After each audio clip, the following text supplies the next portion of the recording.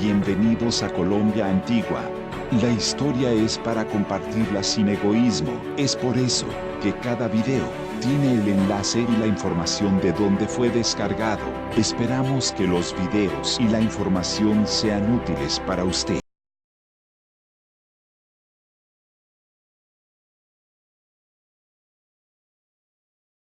Así que mis recuerdos del pueblo no estaban todavía idealizados por la nostalgia.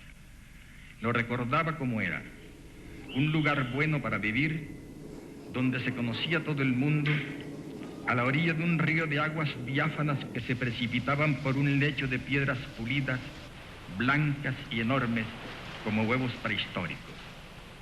Al atardecer, sobre todo en diciembre, cuando pasaban las lluvias y el aire se volvía de diamante, la Sierra Nevada de Santa Marta parecía acercarse con sus picachos blancos hasta las plantaciones de banano de la orilla opuesta.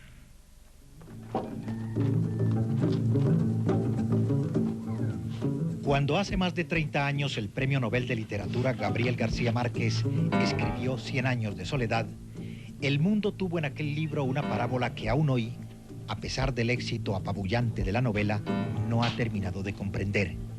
Colombia, la tierra del escritor, recreada por la gracia de su fantasía en aquellas páginas, es un país de soledades insondables, endogámico y trágico, de gentes imaginativas y dulces, pero aisladas por una geografía asombrosa y una violencia sin tregua. En los 2 últimos años, los medios de comunicación de todo el mundo se han hecho eco del proceso de paz que adelantan en el sur del país el gobierno y la guerrilla de las Fuerzas Armadas Revolucionarias de Colombia, FARC. En menor medida, también se ha hablado del armisticio que buscan el gobierno y el otro gran grupo insurgente, el Ejército de Liberación Nacional, ELN.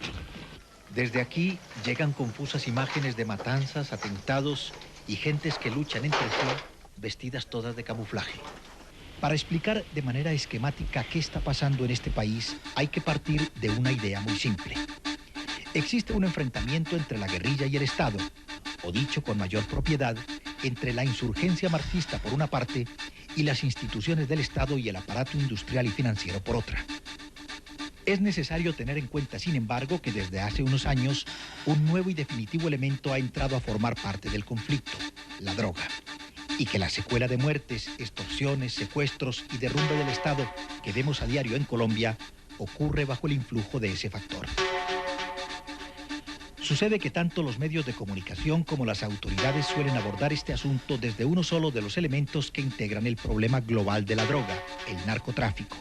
Y así se olvida, por conveniencia o por desconocimiento, los 2 factores claves del problema que son la producción y el consumo de drogas.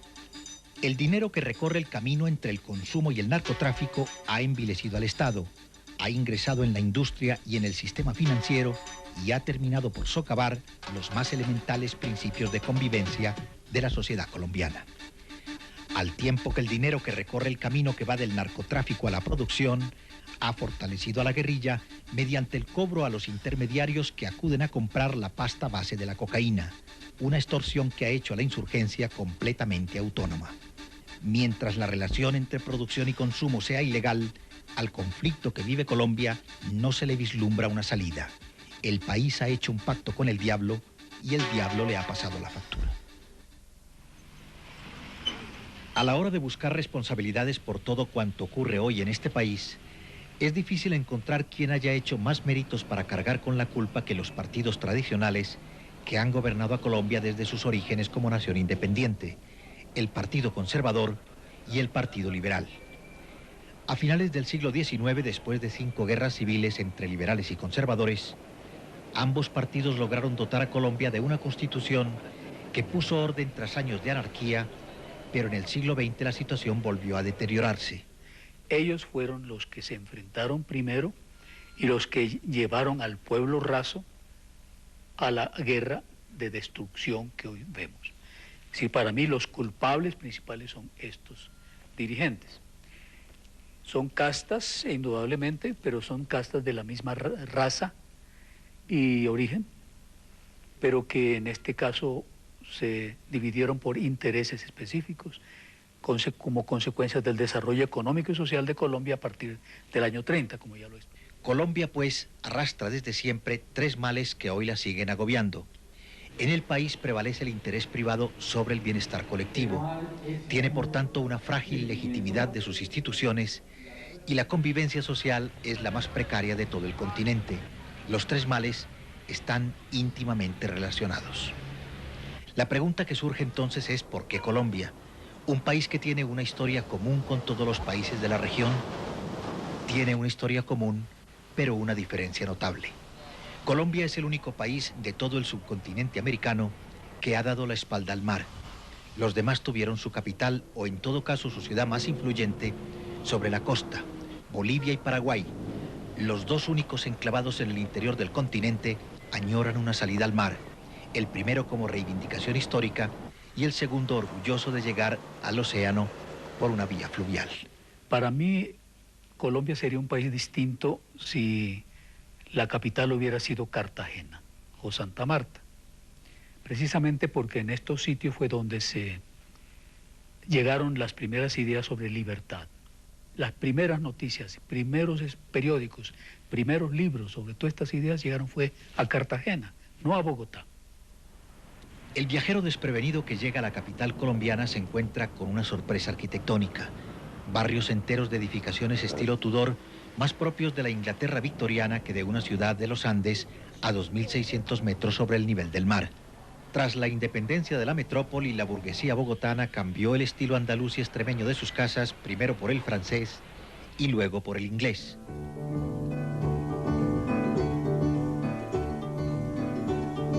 Bajo estos techos, de pronunciados declives para protegerse de unas nieves que no cayeron nunca, la clase dirigente afincada en Bogotá seguía mirando hacia Europa, ensimismada en polémicas jurídicas y literarias, ignorante de cuanto ocurría en la periferia y alimentando la estéril contienda partidista. Entretanto, el reparto de la tierra, asignatura pendiente que dejaban al país los dos grandes partidos, terminaría por incubar uno de los factores del conflicto que hoy vive este país, la guerrilla. Con el Partido Liberal en el poder, la exigencia de tierra por parte de los campesinos en los años 30 degeneró en conflictos de gran violencia.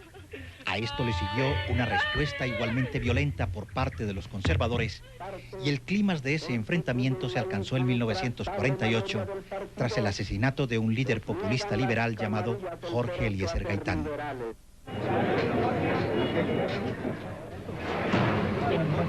Luego los conservadores llegaron al gobierno y una serie de profesionales del terror recibió el encargo de recuperar a sangre y fuego el poder y la propiedad en el campo. De modo que para enfrentar la violencia estatal, los campesinos liberales se organizaron en cuadrillas, uno de cuyos jefes se hacía llamar Manuel Marulanda Vélez, conocido también como Tiro Fijo.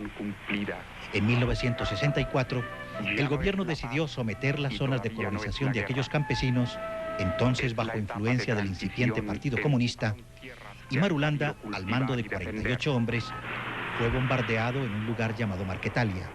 Ese fue el antecedente formal de las Fuerzas Armadas Revolucionarias de Colombia, FARC.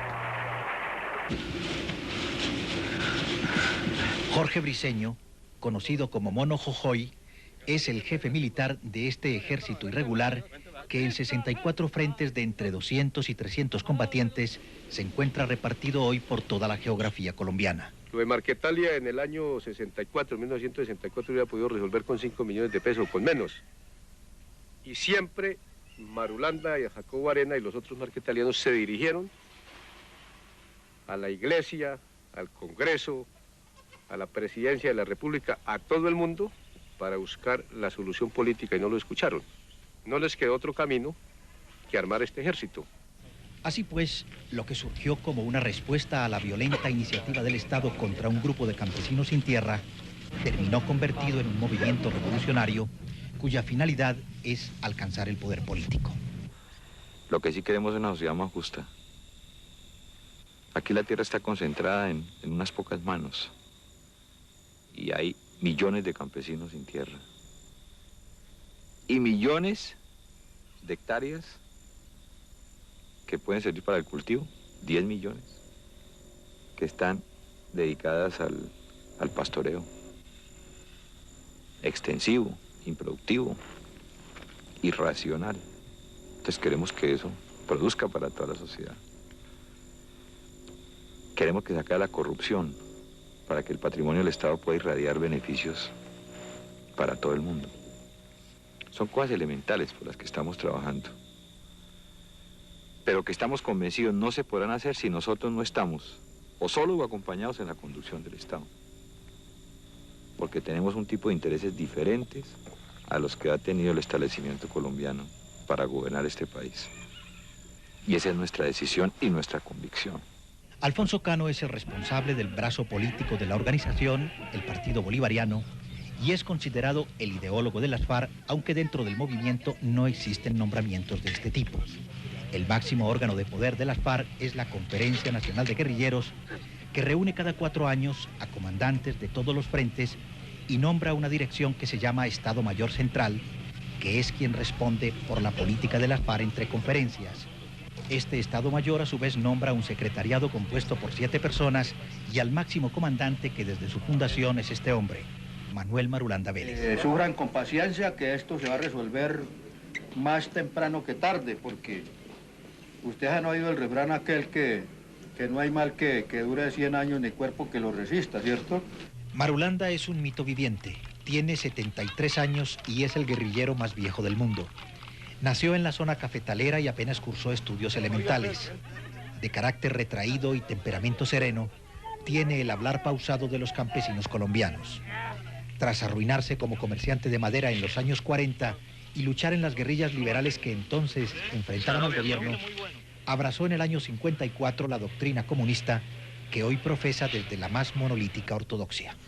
Marulanda es un hombre que lleva muchísimos años en esto, es nuestro jefe. Y es un hombre de una transparencia absoluta y no miente. Y si hay momentos en la parte táctica, en la parte política, donde por conveniencias políticas, seguramente en algunos casos por desinformación, por falta de estar más enterados, habremos dicho alguna mentira. Pero en la parte táctica, en lo estratégico, jamás.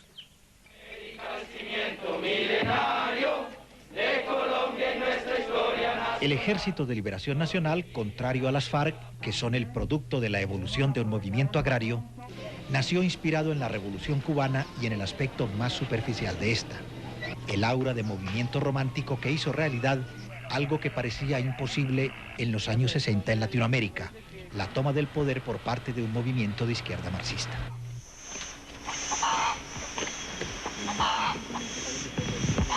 Joe Broderick, ex sacerdote diocesano, estudioso del ELN y autor de la biografía más completa que se conoce del cura aragonés Manuel Pérez, define la personalidad del líder del ELN, a quien le correspondió la reorganización del movimiento armado cuando éste estuvo a punto de desaparecer. Yo digo que hay curas de púlpito y hay curas de confesionario. El cura Pérez es un cura de confesionario, no era un hombre de grandes discursos, no era ni siquiera de grandes ideas, pero sí de mucha influencia en la gente a nivel personal. Inspiraba a la gente, subyugaba a la gente en cierta forma por su autoridad. Porque el cura Pérez, cuando empieza ya a surgir como líder del ELN, viene como de los pocos, muy pocos, sobrevivientes de la época anterior. Manuel Pérez ingresó muy joven en el ELN, vivió 30 años en el monte y murió a los 55 de muerte natural. Como tantos sacerdotes que se incorporaron al Ejército de Liberación Nacional, iba buscando el lado idealista de este movimiento, algo muy propio del catolicismo en Latinoamérica en los años 60, una amalgama de fraternidad del reino de Dios con la utopía marxista. La lectura que yo hacía del Evangelio es que el mundo era para todos, que todos debíamos ser hermanos y que la igualdad y la justicia eran virtudes fundamentales que yo interpretaba en el Evangelio. De ahí que poco a poco fui comprendiendo que uno de los continentes de mayor explotación y opresión, de mayor desprecio, era América Latina. A la muerte del cura Pérez en 1997, Nicolás Rodríguez Bautista, también conocido como Gavino, se hizo cargo de la dirección del movimiento. Pero saber cómo funciona realmente hoy el ELN o cuántos son es difícil. Podrían no pasar de 2.000 alzados en armas. Del ELN se conocen varios frentes, algunos de los cuales operan de forma bastante autónoma, como el Domingo Laín, que lleva el nombre de otro sacerdote español. Son grupos de combatientes armados que operan aparentemente al margen de la dirección del Comando Central, una reducida cúpula que hoy está en conversaciones con el gobierno colombiano para que se les deje una zona desmilitarizada en la que pretenden hablar con representantes de la sociedad sobre el tipo de Estado que buscan hace 37 años. Que el país quiere el proceso de paz que se desarrolla entre el gobierno y el ELN, y por supuesto que tenemos toda la disposición de hacer los esfuerzos que nos corresponden por concretarlo y salir adelante.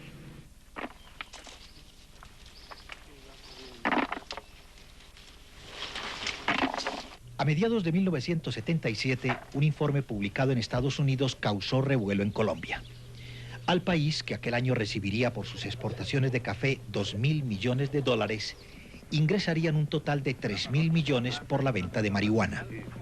La demanda de Norteamérica, tras la derrota de Vietnam y el bloqueo a ese producto en la frontera mexicana, habían convertido a Colombia en el mayor proveedor de marihuana del principal mercado del mundo. La hierba salía de La Guajira, una península en la costa norte que vive del contrabando desde los tiempos de la colonia española. Por supuesto, en Bogotá, los políticos conocían de La Guajira apenas su ubicación geográfica. Eso sí, estaban encantados con aquel flujo de dinero y con ellos el resto de la sociedad colombiana.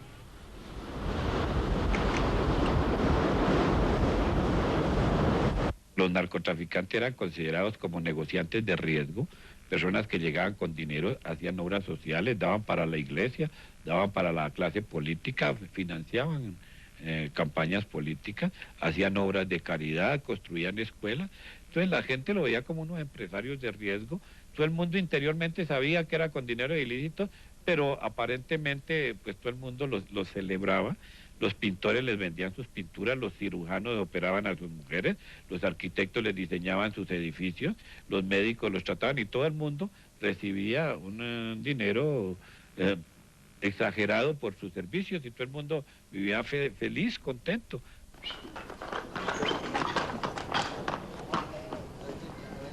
Los hermanos Jorge Luis y Juan David Ochoa fueron el tipo de negociantes de riesgo de los que habla el general Tapias. Propietarios de una de las haciendas de cría de caballos más importantes de Colombia, Jorge Luis, Juan David y Fabio purgaron un promedio de 8 años de cárcel por narcotráfico tras acogerse hace 10 años a una ley que implicaba confesión del delito y entrega de bienes conseguidos con dinero ilícito. Exportaron importantes cantidades de cocaína a Estados Unidos junto a Pablo Escobar, quien era la cabeza visible de lo que se denominó el cartel de Medellín. En esa época en que nosotros estuvimos en negocio, el que se quisiera meter, en esa época hasta no era ni mal visto el negocio, todo el mundo lo invitaba a uno a su casa, a que hablara con él, a que fuera a las fiestas, a eso. En esa época no era tan mal visto el negocio, entonces nos equivocamos. Nosotros creíamos que ya habíamos pagado francamente, honestamente, y no, los americanos no dejan que este negocio se acabe, ellos quieren que este negocio siga, es un negocio que les produce mucha plata, entonces no lo dejan acabar. Los hermanos Ochoa procuran pasar desapercibidos, prefieren no hablar con la prensa y menos de actividades de narcotráfico, pero han hecho una excepción con este programa porque uno de ellos, Fabio, ha vuelto a ser detenido, acusado de nuevo de tráfico de drogas y reclamado en extradición por Estados Unidos. Según Jorge Luis, su hermano es víctima de una práctica habitual en ese país. A cambio de condonar sus deudas con la justicia norteamericana, lo invitaban a servir de carnada a la mafia rusa y en represalia por haberse negado, ahora lo quieren extraditar. Cuando ellos vinieron a hablar con Fabio, mi hermano, era proponerle que él volviera a participar en el narcotráfico, que ellos le facilitaban los medios para que volviera a montar un negocio, rutas del narcotráfico, intermediación, ellos facilitaban todo, con la condición de que él invitara a otras personas para que incrementara el negocio y para ellos poder hacer lo que ellos llaman positivos. La propuesta concreta era que se volviera a montar negocios para que se les infiltrara la mafia rusa. Eso fue la primera propuesta que le hicieron. Entonces mi hermano le dijo, ya no conozco nada de ese negocio, ya no sé nada de ese negocio, yo sí estuve, pero yo ya no quiero saber nada de eso. El cultivo de coca había sido tradicionalmente bajo en el país, pero a finales de los años 70, Colombia era ya el principal exportador de cocaína del mundo. La marihuana había perdido importancia ante el apogeo industrial de la cocaína, que con pasta base importada de Perú y Bolivia encontró aquí las condiciones ideales para su desarrollo. Luego, el riesgo de incautaciones de base que llegaba desde aquellos países convirtió a Colombia, además, en el primer productor de hoja de coca y más tarde, tras la coca, llegó también el cultivo de amapola. Hoy puede haber unas 300.000 familias en el país vinculadas al cultivo de esas dos plantas, dice Iván Ríos, miembro de las FARC, el grupo guerrillero con presencia en todo el sur cocalero y amapolero de Colombia. Son campesinos, no son ningunos narcotraficantes. Usted le habla a un cultivador y lo trata como narcotraficante y se siente ofendido. Porque para un cultivador, para un joven hijo de un campesino que está raspando coca o que está cultivando coca, para él sencillamente es una actividad agrícola que le permite sobrevivir, y para él la palabra narcotráfico es un sinónimo de criminal, de asesino, de tramposo.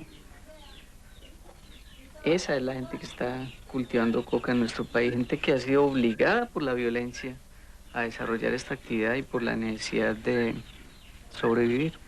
La ausencia del Estado en las zonas de frontera agrícola ayudó a los narcotraficantes en la labor de convencer a los campesinos e indígenas colombianos de producir coca o amapola y facilitó el establecimiento de acuerdos con la guerrilla para la protección de esos cultivos.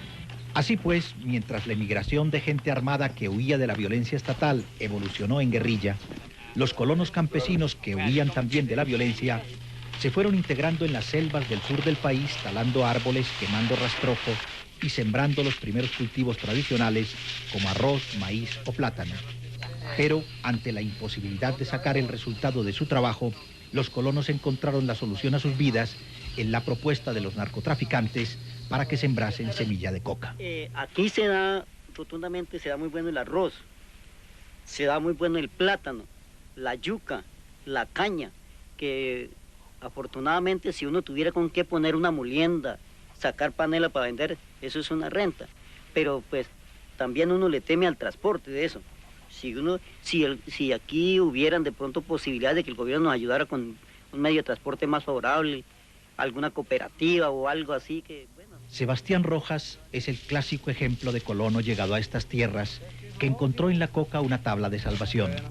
En sus palabras se siente el abandono de tantos campesinos colombianos llenos de proyectos, de ilusiones nunca cumplidas y cuya vida no ha sido otra cosa que una cadena de frustraciones. Vive con su mujer y un hijo enfermo incurable en esta casa ancha y espaciosa, pero hecha de un material tan frágil como sus sueños.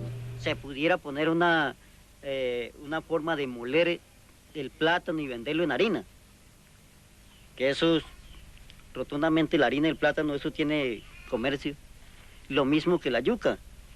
Si aquí en estas áreas se pudiera.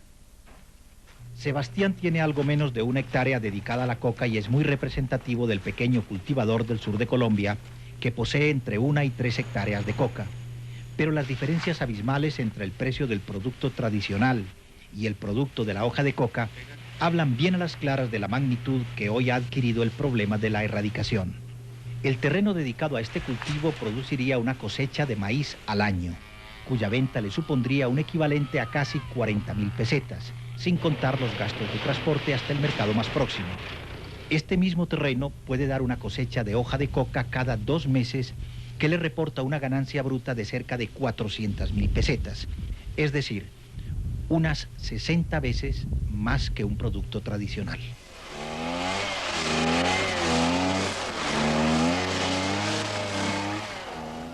Eso se pica, la hoja picadita. Después se le revuelve cemento y se revuelve, que quede bien revuelta. Ya de ahí pasa a las canecas con la gasolina. Y después de estar allá en el tanque allá, se saca de ahí, se exprime, mejor dicho. Se saca todo de ahí y queda la gasolina aparte y toda esa hoja picada ya sale aparte. Y finalmente se le echa soda. No ha sido muy bravo. A ese líquido de gasolina y eso asienta. Después de asentar eso, se le saca la gasolina y queda en el asiento lo demás. ¿De dónde traía? Eso que quedó asentado. Claro, eso penetra, hermano, esto. ¿Y de que ahora ahí ya sintieron el olor? Sí. El huequito de la mano llega ahí. Y es como acuática. ¿Todo lo pueden comprar fácil o no? Sí, actualmente sí. Acá fácil. Todo compra fácil. Sí. Lo compran aquí en la zona, ¿no? En la zona, sí. Estas son gentes de pocas palabras y aquí los intrusos no son bienvenidos. Cuando se logra entrar hay que observar mucho y hacer pocas preguntas. Al final de una calle polvorienta de un pueblo desolado, en medio de la selva, un niño pasa frente a una docena de bidones de gasolina, demasiados para el consumo de un puñado de habitantes. Allí mismo, siempre junto a un río, hay una bodega en donde preguntamos por sosa o permanganato. El propietario no sabe nada. Lo que es la gasolina, eso es normal, porque la gasolina es comercial. Hay silencios, frases a medias, todo tan oscuro que resulta evidente. El trasiego de cemento, sosa, gasolina o permanganato por los ríos de la Amazonía colombiana es constante y la habilidad con que se camufla su destino, admirable. Todo debe llevar un visto bueno oficial y siempre aparece un oportuno permiso de construcción de una escuela que nunca se levantará o la demanda de combustible para motores fuera de borda que podrían dar la vuelta al mundo. Así, en razón de la demanda de cocaína que ha habido estos años en el hemisferio norte, la hoja de coca ha ingresado en el mismo ciclo económico del café, el tabaco, el plátano, la quina, el añil y tantos otros que a lo largo de más de un siglo han alimentado la ilusión de enriquecimiento fácil en este continente, han seducido a colonos y aventureros con sus encantos y finalmente han terminado por transformar o deformar en otros casos estas sociedades. En el caso de la coca colombiana, este ciclo no solo no ha terminado, sino que tiene un elemento diferenciador. Es ilegal y por eso es un gran negocio.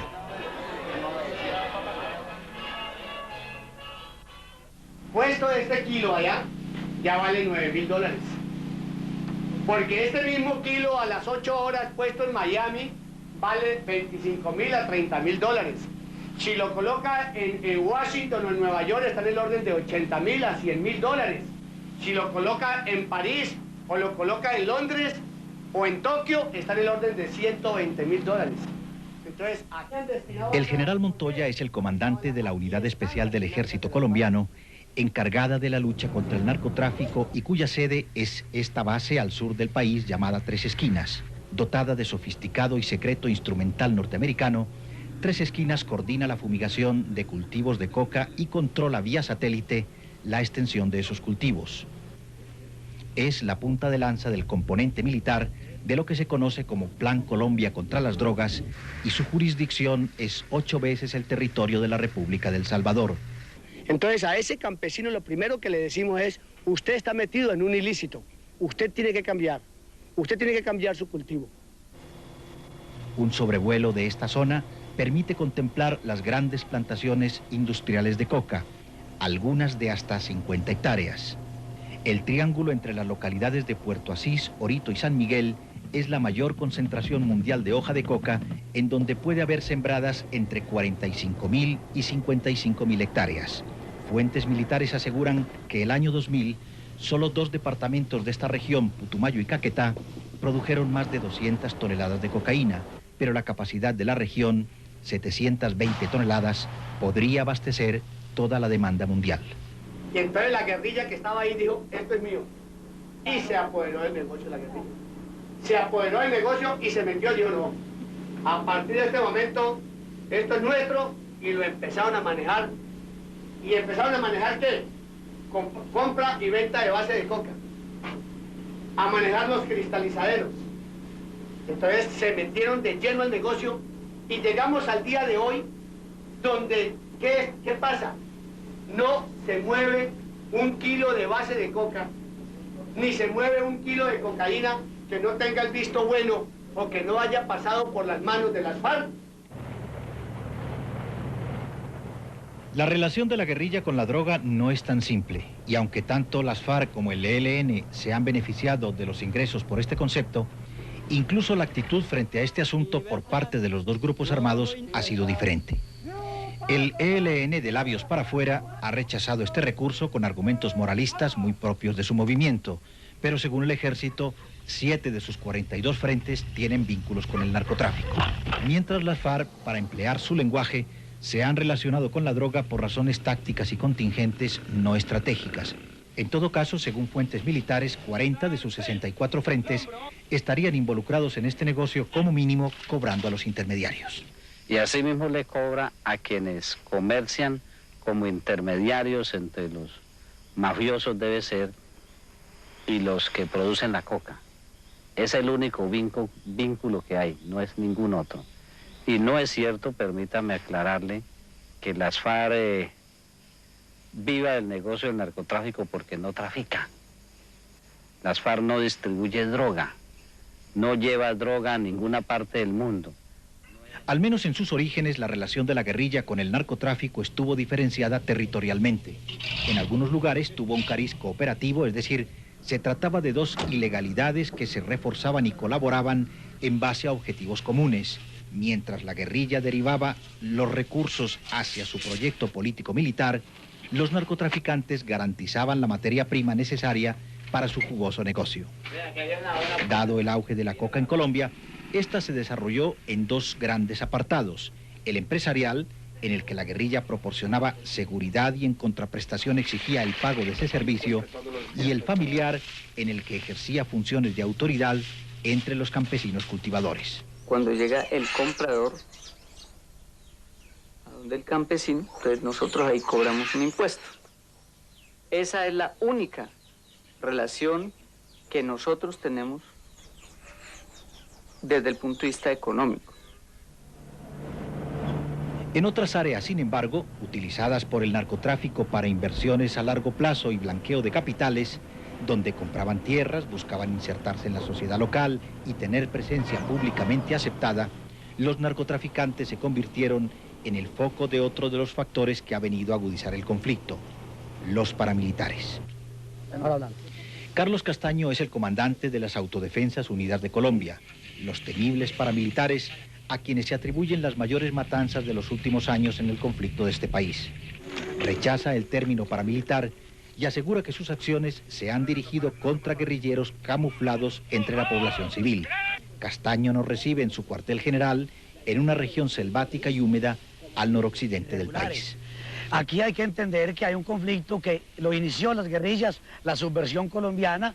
Ellas establecieron las características irregulares de este conflicto. En algunos casos fueron los campesinos que se armaron independientemente.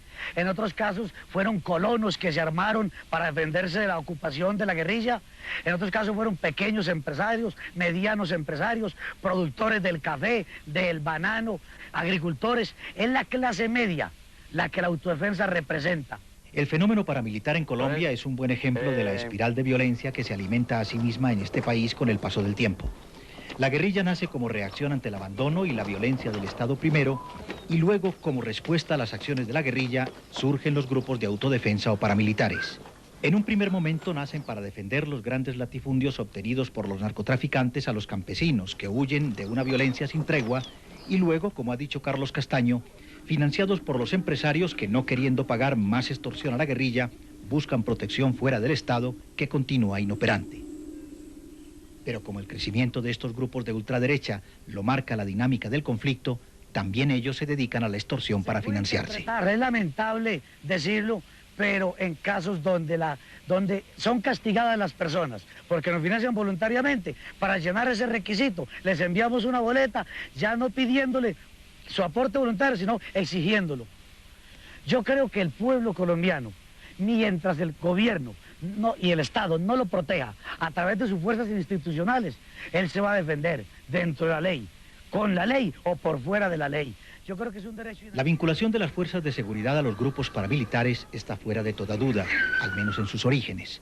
Cuál sea hoy esa vinculación exactamente es muy difícil de saber, como difícil de conocer son los demás aspectos de este conflicto.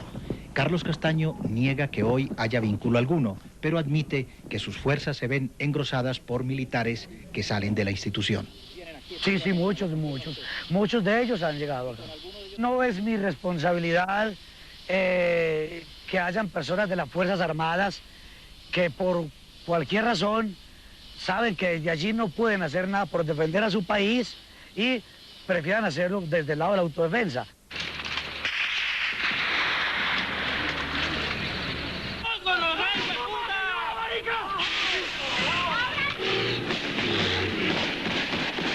Yo creo que uno en un momento de esos, de susto y de desesperación y de dolor, porque eso parecía el día del juicio final, uno no se acuerda de llamar a nadie. Para nosotros ese día de ese retén parecía el día del juicio final. Escuchábamos llorar niños entre carros, escuchábamos suplicar mamás entre los carros. Nosotros llorábamos en las casas, la gente gritaba en las casas, todo el mundo lloraba y todo el mundo gritaba. A este punto resulta fácil comprender la virulencia del conflicto colombiano, porque también los paramilitares han entrado a disputar a la guerrilla al sur del país las zonas de producción de coca y amapola. Es una confrontación por dominio territorial y en medio, entre el fuego cruzado del ejército, los grupos irregulares marxistas o de derechas y las bandas de narcotraficantes, está la población civil. Nos llegó la gente a las 10 de la noche, encapuchados. Nos dieron 2 horas para... Nos dijeron que nos daban 2 horas para que desocupáramos y no nos dejaron las 2 horas, nos dejaron media hora. En esa media hora lo que yo pude echar en una lona de ropa de mi hija y ropa de mi hijo y nos sacaron, maltrataron a mi esposo y me maltrataron a mí y maltrataron a mi hijo. Nos enviaron en un camión hacia Villavicencio y le dijeron al conductor que botaran esos perros hijueputas donde se les diera la gana y llegamos a Villavicencio y desde que llegué a Villavicencio ha sido un calvario con mis hijos, mi esposo enfermo, mi hijo quedó traumatizado y a mí me ha tocado llevar la situación como mujer, madre, cabeza de familia.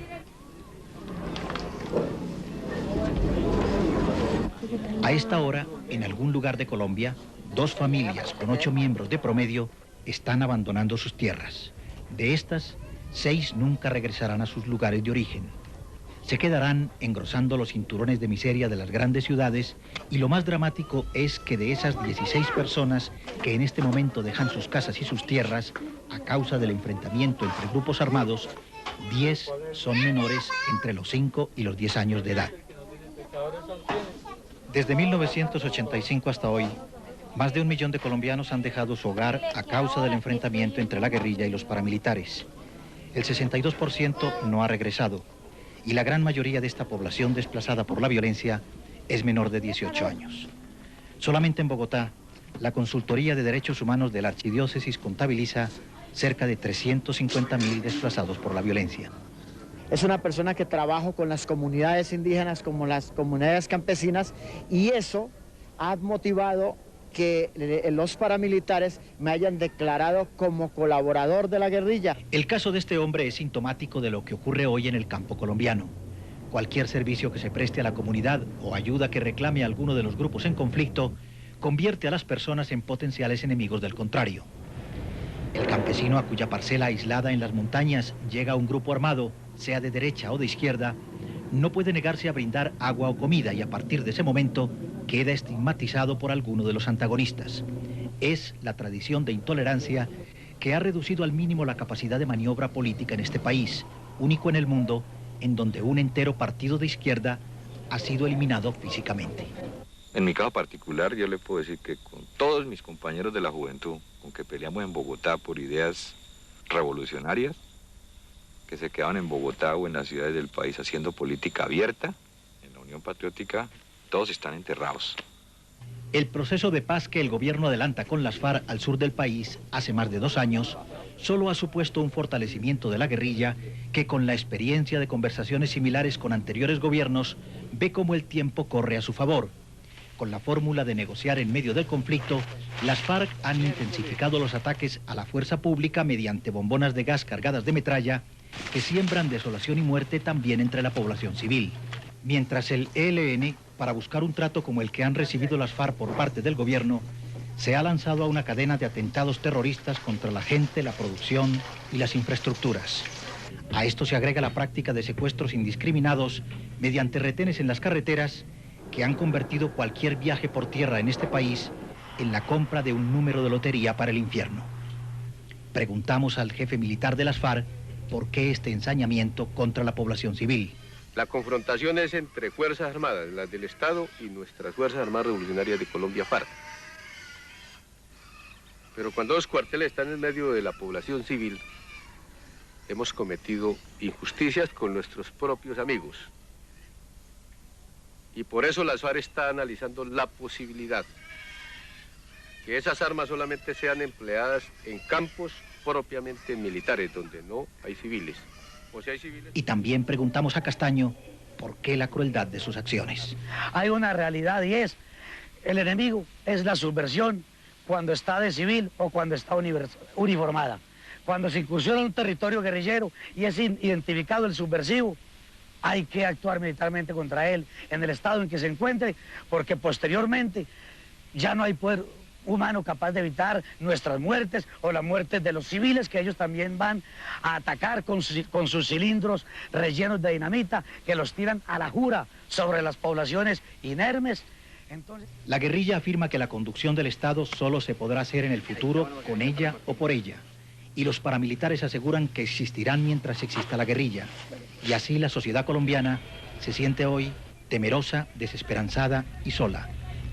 Ante el deterioro de la calidad de vida de sus compatriotas, el presidente Andrés Pastrana presentó un llamado Plan Colombia que, además de la aportación mayoritaria de su país, solicitaba recursos internacionales que en total sumarían 7.500 millones de dólares. La anterior administración norteamericana respondió aprobando una partida de 1.300 millones de dólares, en buena parte para ayuda militar, mirando a combatir los cultivos ilícitos y el procesamiento de cocaína y heroína. Pero aquí ya nadie espera que solo de la mano de estas fumigaciones llegue la salida de este laberinto. Acepten la corresponsabilidad de los países como consumidores, Estados Unidos y Europa. Acepten que lo que se está produciendo aquí en Colombia, esas matanzas, son generadas por el consumo de las drogas, que esas matanzas son generadas por los productos químicos que ellos despachan libremente, sin control ninguno, para que se procesen las drogas, que son generadas por las armas que ellos venden al mercado negro y que vienen aquí para matar a la gente que no quiere morir. Pero la pregunta que hoy se hacen muchos en Colombia, tras casi un cuarto de siglo de fracaso de lucha contra la droga, es ¿a dónde llevará ese pacto con el diablo que el país firmó sin saberlo a mediados de los años 70, cuando era apenas un modesto productor de marihuana? Estrictamente, mientras por un lado llegue la ayuda oficial norteamericana en armas para combatir cultivos y producción de droga, por el otro seguirá llegando el dinero de los consumidores europeos y norteamericanos que hoy financia a los grupos armados.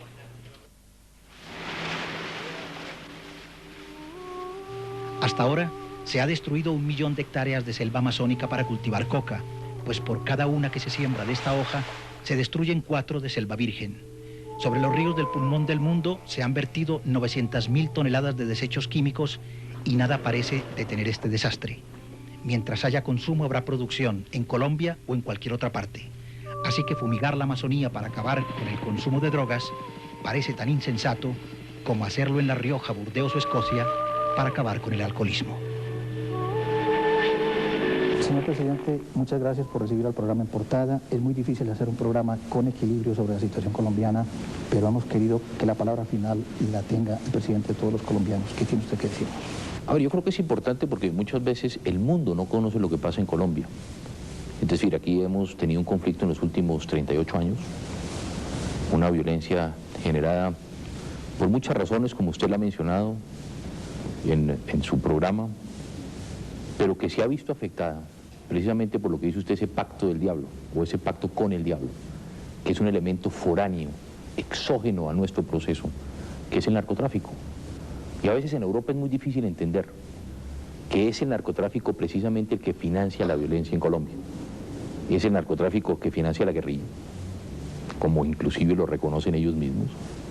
Es el narcotráfico el que financia a los grupos paramilitares, como también lo reconocen ellos mismos en su programa. Es el narcotráfico el que financia la delincuencia común. Y por eso es que le estamos diciendo al mundo, esta guerra solo no la vamos a ganar. Por eso, en la diplomacia por la paz que hemos diseñado e implementado desde el gobierno, estamos convocando a la comunidad internacional para que asuman el papel de corresponsabilidad que tienen en este proceso. Aquí hay producción, pero también hay consumo. Buena parte era en los Estados Unidos, donde ellos van a tener que hacer un esfuerzo importante. Y comienza a verlo en Europa. Si usted revisa, Juan, todos los últimos cargamentos, o la mayoría de los últimos cargamentos, buena parte de ellos que hemos capturado, tienen un destino que se llama Europa.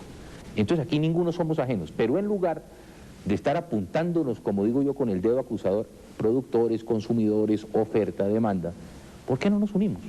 Trabajemos. Yo pongo un caso. Sin planta de coca es imposible tener cocaína, pero sin el acetona o el éter o el permanganato es imposible también tener cocaína.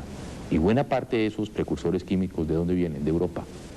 Allá hay una responsabilidad. Y segundo, un tema que usted plantea, que también comienza, y ese fue precisamente mi discurso ante el Parlamento Europeo.